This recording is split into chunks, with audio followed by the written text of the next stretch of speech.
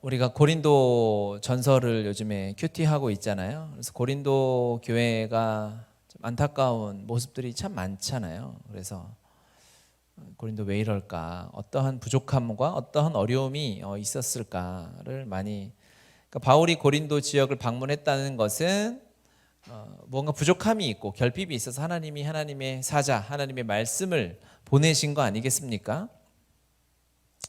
그래서 이제 바울이 어떠한 부족함이 있어서 그것을 채워주러 갔을까? 어떠한 어려움이 있어서 그것을 어떠한 공급을 해줘야 될까? 내가 더 뭐가 필요할까? 이런 생각들 해보게 됐는데 2절에 보니까 아굴라라 하는 본도에서 난 유대인 한 사람을 만나니 글라우디오가 모든 유대인을 명하여 로마에서 떠나라 한 고로 그가 그 안에 브리스길라와 함께 이달리아로부터 새로 온지라 이렇게 말씀하고 있어요. 그러니까 바울이 고린도를 갔는데 고린도에는 브리스길라와 아굴라가 이미 자리하고 있었던 거죠. 성경에 나오는 인물들 중에 정말 숨겨진 보물과 같은 한 이제 이 사역자 팀이 이 브리스길라와 아굴라잖아요. 제가 사업장 예배 가거나 이렇게 하시는 분들에게 꼭 이러한 부부가 됐으면 좋겠다, 이러한 선교 팀이 돼서 사역하면 좋겠다라는 생각을 하고, 제가 굉장히 팬입니다. 브리스길라와 아굴라를 직접 본 적은 없지만 진짜 찐 팬이에요.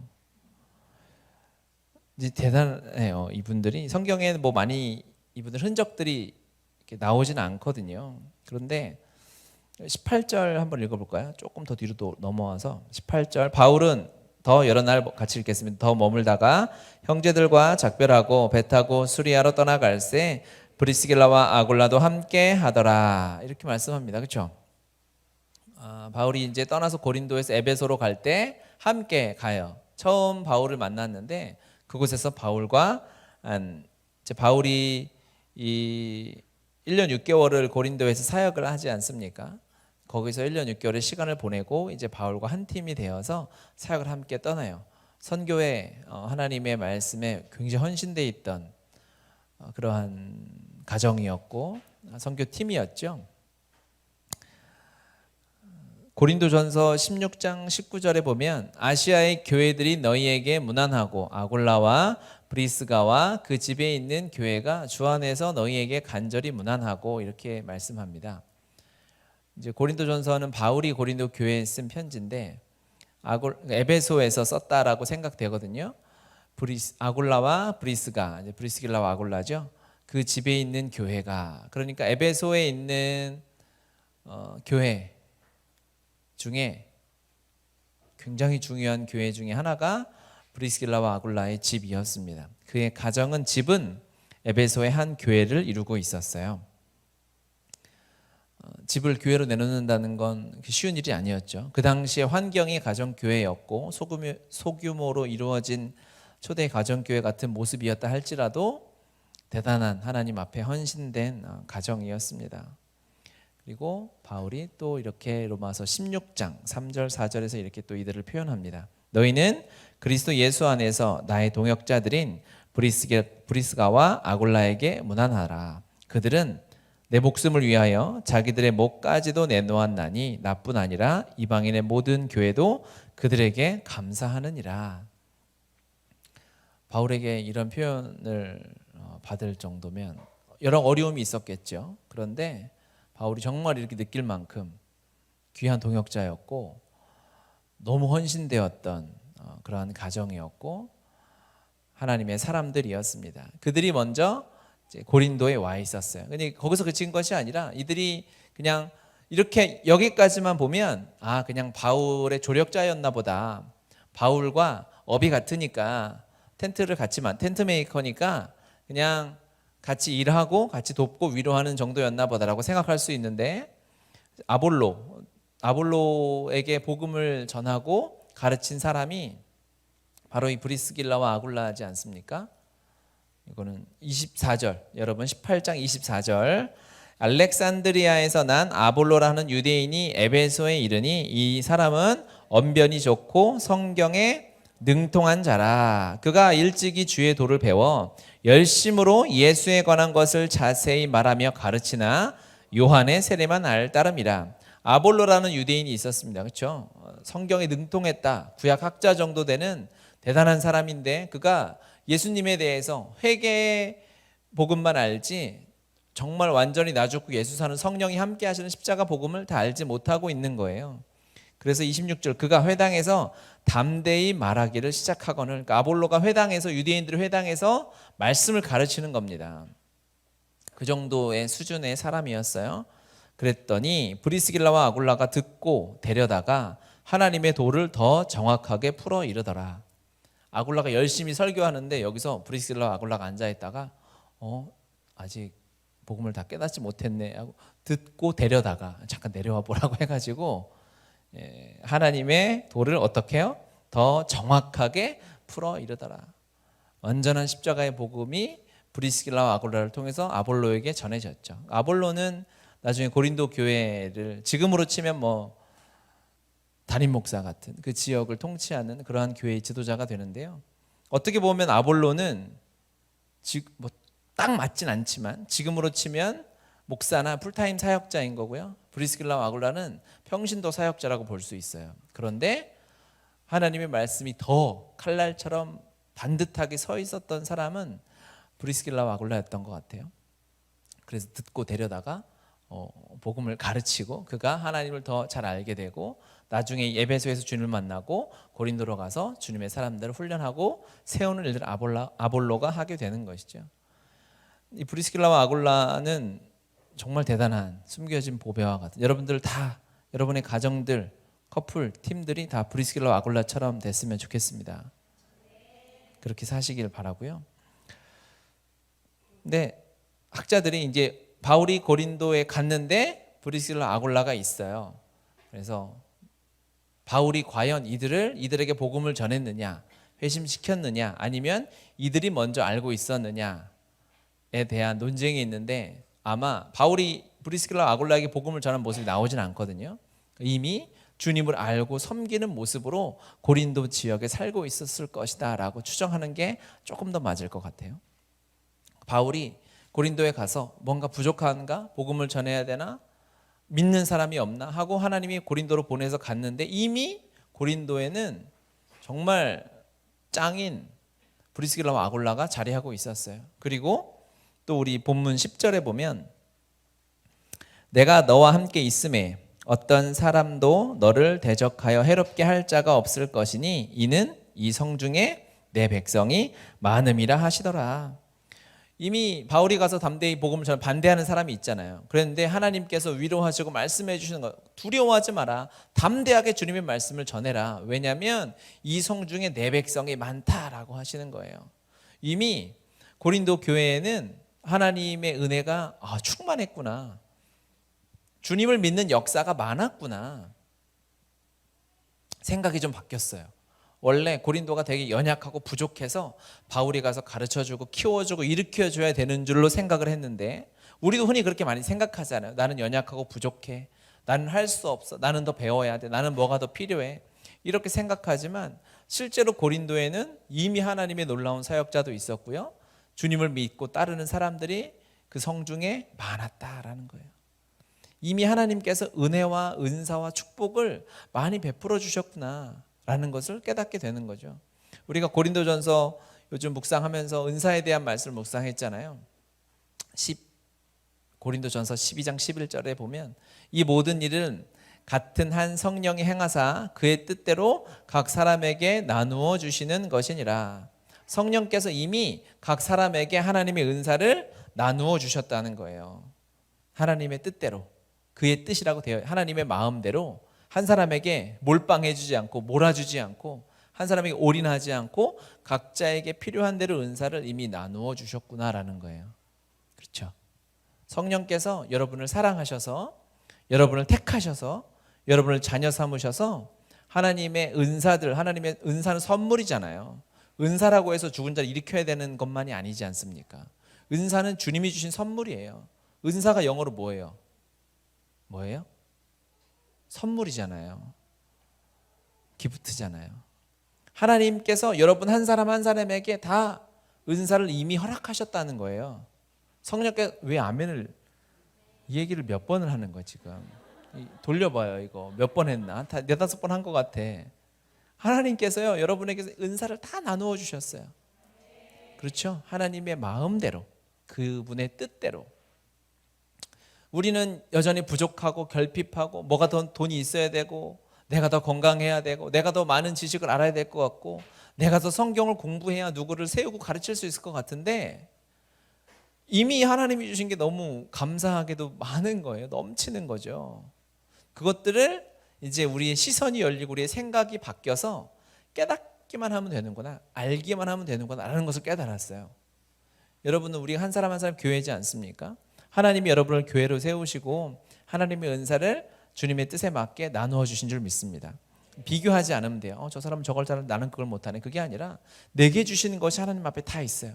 우리가 하나님일 필요가 없으니까, 하나님일 수도 없으니까요. 주님은 혼자서 모든 것을 다 해내시지만 우리는 그렇지 않아요.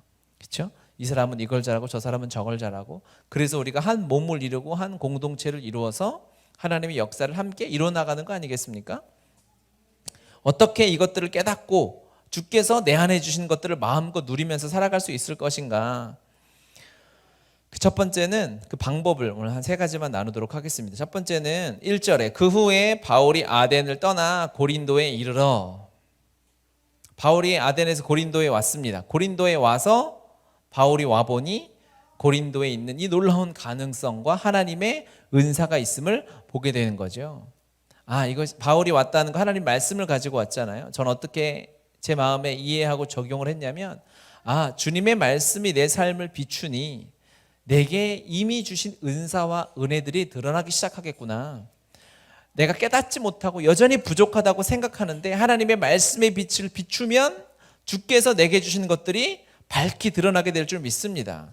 아멘이죠. 그래서 우리가 지지난주에 나눈 것처럼 베레아 사람들처럼 하나님의 말씀을 깊이 연구하고 집중하고 묵상하는 삶이 필요하겠다라는 거예요. 오늘 우리가 읽은 4절까지 보면 여러 사람들이 나오죠. 그 5절에는 실라와 디모데가 마게도냐부터 내려온다라고 했습니다. 바울은 이제 고린도로 가서 브리스길라와 아굴라와 함께 천막을 만들면서 복음을 전했어요. 바울은 조금 우리가 풀타임 사역자에 가깝다라고 볼 수 있죠. 브리스길라와 아굴라는 우리 지체들처럼 자기 일을 하면서 말씀을 연구하고 복음을 전하는 사람이었어요. 어느 수준까지? 아볼로를 데려다가 듣고 저 복음을 잘 모르네, 잠깐 듣고 내려와봐 해가지고 가르칠 만큼 성경에 능통하다고 이야기하는 아볼로에게 하나님의 놀라운 복음을 나누고 가르칠 수 있을 만큼의 수준이 된 사역자였어요. 그리고 실라와 디모데가 5절에 내려오는데요. 5절에 실라와 디모데가 마게도냐로부터 내려오매 바울이 하나님의 말씀에 붙잡혀 유대인에게 예수는 그리스도라 밝히 증언하니. 그러니까 실라와 디모데가 올 때 이제 재정의 후원을 좀 받아서 왔습니다. 그래서 바울과 실라가 바울이 복음을 이제 고린도에 전해야 되는데 당장 재정이 없으니까 일을 했던 거죠. 알바를 하면서 복음을 전하다가 실라와 디모데가 재정을 가지고 오니까 천막 만드는 일을 멈추고 복음 전하는 일에 전념하게 되거든요. 이 실라와 디모데도 그냥 후원만 받아서 전달하는 역할이 아니라 나중에 하나님이 놀라운 사역자가 되죠. 디모데도 교회를 에베소 교회에서, 안디옥 교회에서 가는 곳마다 하나님의 말씀을 전하고 제자를 세우는 사역을 하게 되고요. 실라도 마찬가지고요. 직업을 떠나서 하나님의 말씀을 깊이 연구하고 묵상하는 일이 내 안에 있어야 내게 주신 은사와 하나님의 가능성, 하나님의 계획이 드러나게 되는 것입니다. 눈이 뜨이는 거예요. 열리는 거예요. 말씀밖에 없습니다, 여러분. 은사를 무엇인지 깨달으려고 은사 테스트만 주구장창해서 될 일이 아니에요. 내게 주신 은사가 무엇일까? 은사는 분명히 있습니다. 분명히 있어요, 여러분. 한 사람 한 사람에게 다 있어요.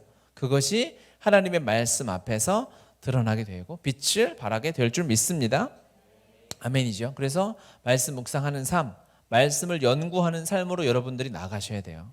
이제는 진짜 말씀을 교회에 다니면서 설교를 많이 듣는 수준이 아니라 여러분 스스로가 말씀을 연구하고 묵상해서 사람들에게 나누어주고 가르쳐줄 수 있는, 내가 뭐 성경에 통달해서 가르치는 것이 아니라 하나님이 가르쳐 주신 것들을 나눠야 내 것이 되잖아요. 그런 의미로 우리가 너무 부담스럽게 생각하지 않고 그렇게 말씀을 연구하고 가르치는 한 사람 한 사람이 다 되셔야 될 줄 믿습니다. 아멘. 네. 제가 이제 큰 그림을 보고 슬슬 이제 저 목사 뭐 빌드업 해가네 이게 막 보이죠. 막 뭔가 하나하나 돌을 놓는 것 같네라는 생각이 들지만 뭐 그렇게 아멘을 다 하셨으니까 여기서 접고 넘어가고, 또 두 번째, 어떻게 내게 주신 은사를 깨달을 수 있을까, 알 수 있을까는 그 은사를 사용해 봐야 되는 것입니다.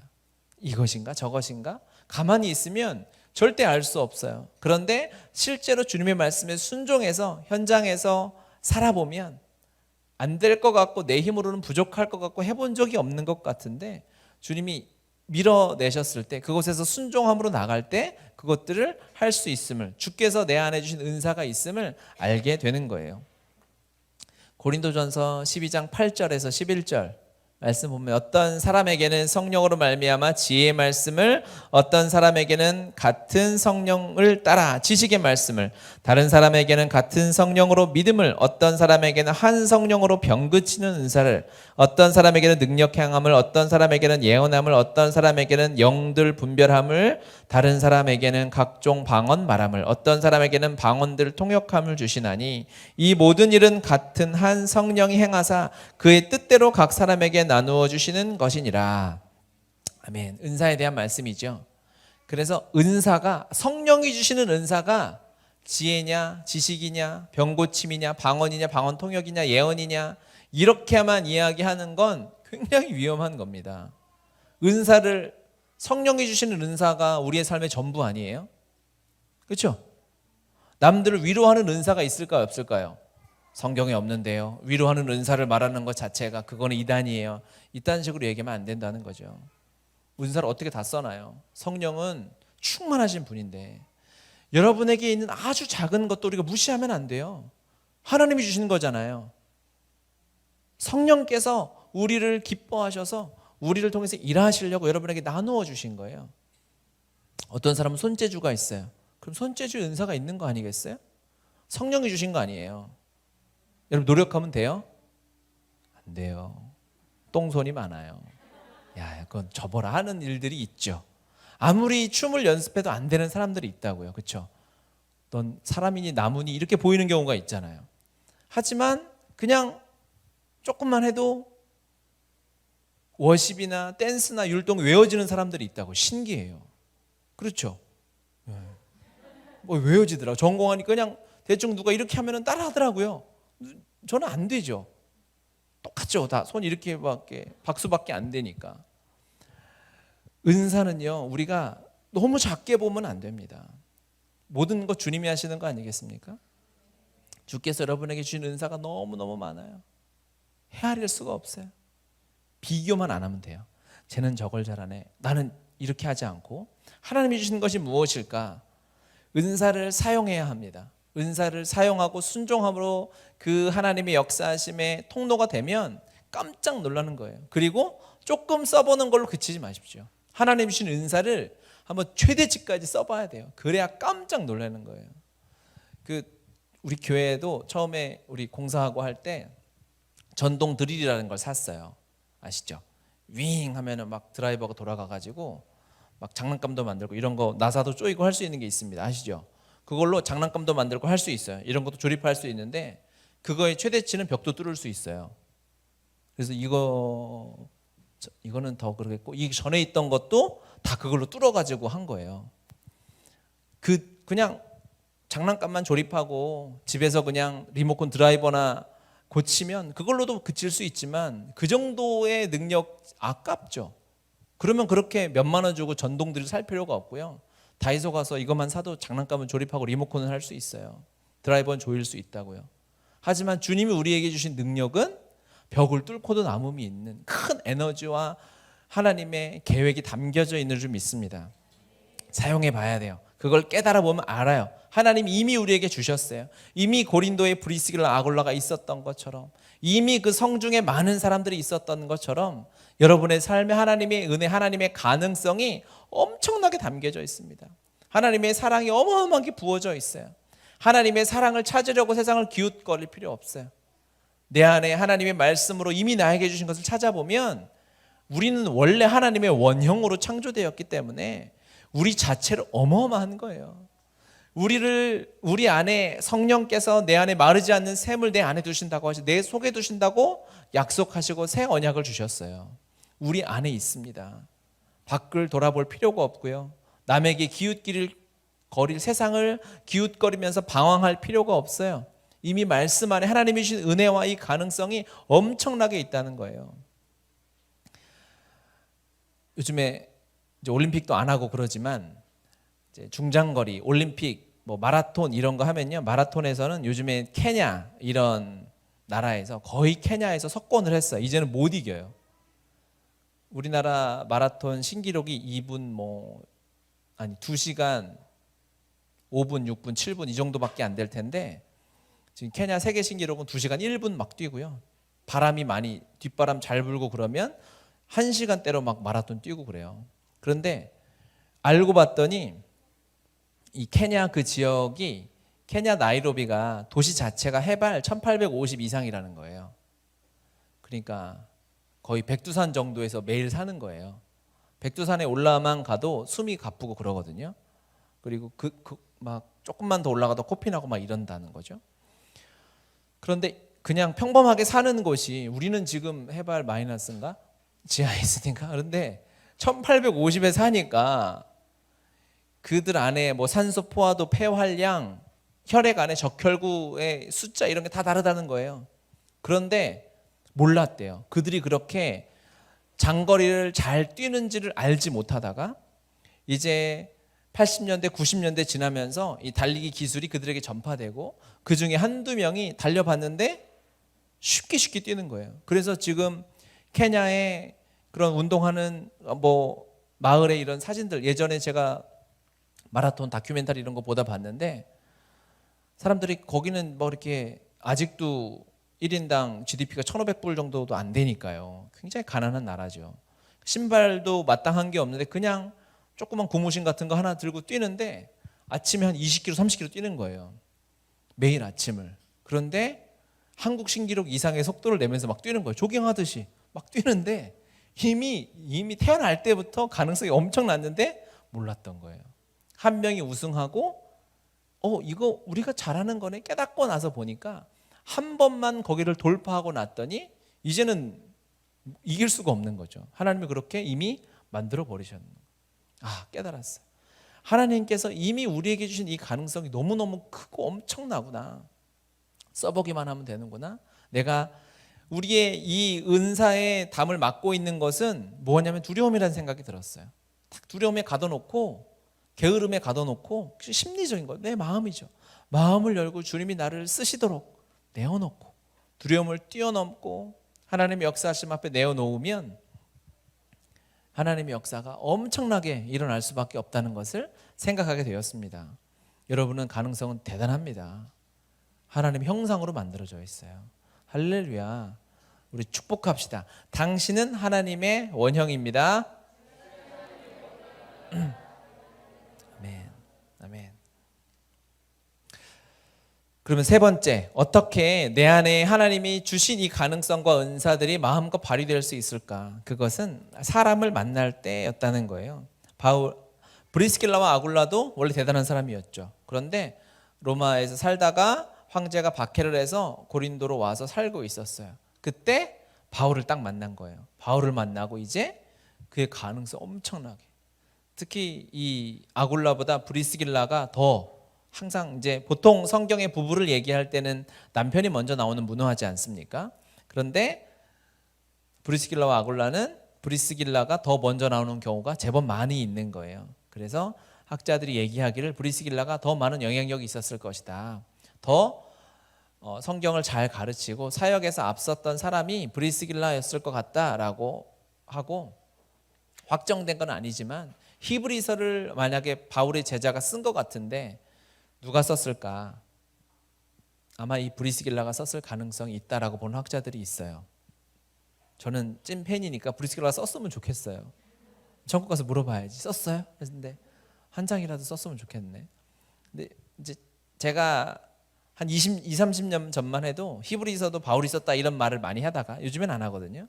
요즘에는 이제 바울이 쓰지 않았을 확률이 너무 높고, 하지만 바울에게 영향을 받은 건 확실하고, 그 제자 중에 누굴까? 아마 브리스길라였으면 좋겠다. 성경을 기록하고 하나님의 말씀을 가르칠 만큼 그렇게 성장되고 쓰일 수 있게 된 것은 바울을 만난 거죠. 사람이 한 사람을 만났을 때는 그것이 하나님의 사인이고 하나님이 내 안에 있는 그 은사를 섬기도록 하는 기회와 통로가 되는 줄 믿습니다. 어떤 사람이든. 그렇죠? 잠언 27장 17절에 보면 철을 날카롭게 하는 것 같이 사람이 그의 친구의 얼굴을 빛나게 하느니라. 아멘. 아멘이죠. 우리가 부부가 부부를 만났습니다. 그러면 서로가 서로에게 있는 하나님의 은사가, 하나님께서 부어준 은사가 막 발휘되는 거예요. 나는 결혼 전에는 정말 참지도 못했는데 남편을 만나고 계속 참을인이 없으면 살 수 없어. 그러면 불평하지 마시고 하나님이 참을인의 은사를 주신 거구나. 그 전까지는 내가 막 분노하고 폭발했는데 알고 봤더니 그게 아니었어. 순딩이어서 깨달아. 내가 온유한 성품을 나에게 주신 거구나. 교회에서 나랑 맞지 않는 사람을 만났어요. 그러면 하나님이 그 사람을 통해 사실 일들이 있는 거예요. 철을 날카롭게 하죠. 깎여지고 부딪히면서 힘든 부분이 있을 수는 있어요. 그런데 그것이 우리를 고통스럽게 하려는 것이 아니에요.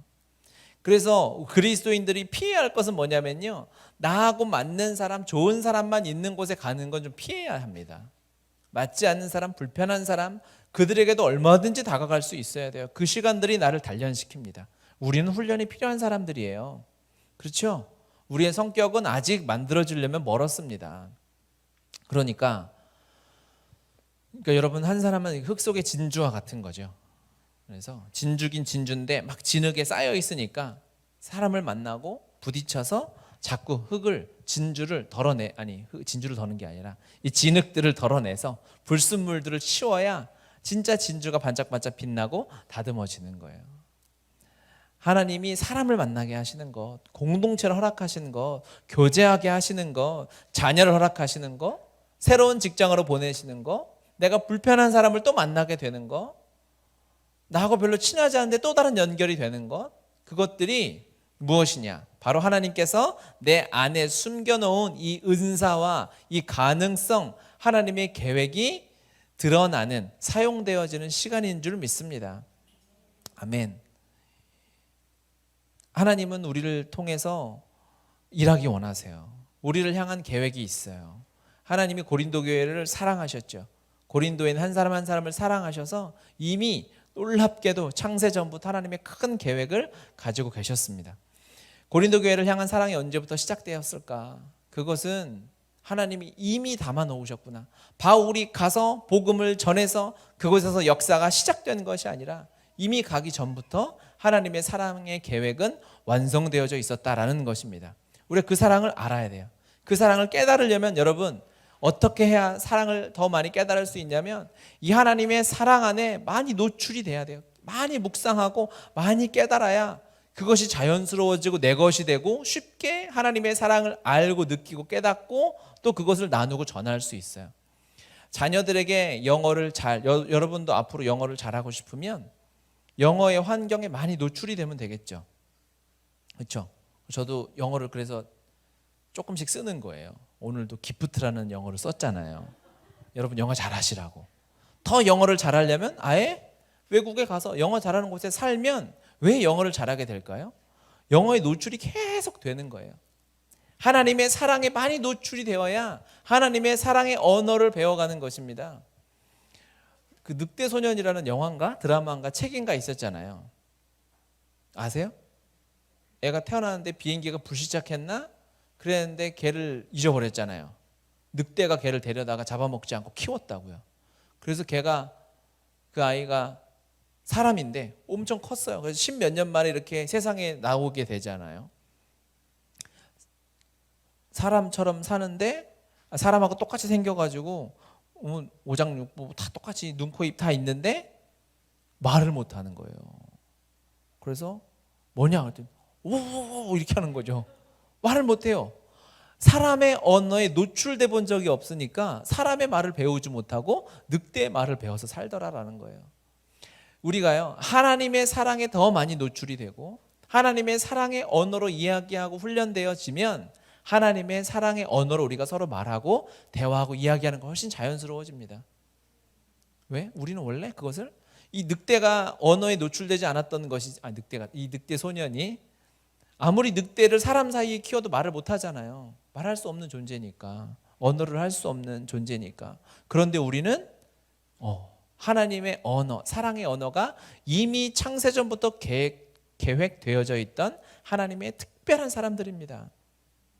여러분의 삶에 하나님의 사랑이 너무 가득해요. 충만해요. 여러분을 보면 그래서 저는 여러분 안에 있는 그 가능성, 은사들이 막 보인다고요. 그래서 그거를 더 해드리고 싶은 거가 있는 거죠. 그래서 여러분이 힘들게 느낄 때도 있고 그렇지만 섬겨보면 알듯이 섬길 때 그것이 드러나고 말씀 앞에 우리가 들어갔을 때 하나님께서 나에게 주신 그 은사가 눈에 확 보이듯이 그 하나님의 은혜가 있음을 깨닫고 함께 살아가는 귀한 공동체가 되었으면 좋겠습니다. 이게 찬양하고요. 우리 같이 기도합시다.